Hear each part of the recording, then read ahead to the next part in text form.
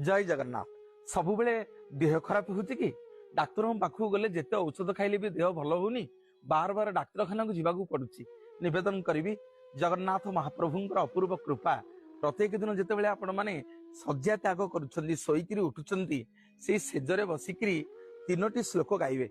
गोटे पद है ओम अच्युताय नम, ओम अनंताय नम, ओम गोविंदाय नम। जितेबेले आपण सेज त्याग करुछंती सकाळू सेज उपरे बसिबे आपण प्रत्येक दिन सकाळू ओम अच्युताय नम, ओम अनंताय नम, ओम गोविंदाय नम एतिकी मुंडिया मारिकी प्रणाम करिकिरी आपणकर नित्यकर्म करिवे।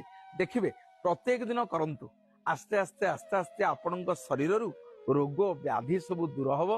मेडिसिन खाइबा कमिबो, डाक्तर पाखक जीवा आस्ते आस्ते आस्ते आस्ते कमिबो। गोटे कथा निवेदन करी भागवत जगन्नाथ दास लिखिछंती कहि जगन्नाथ दास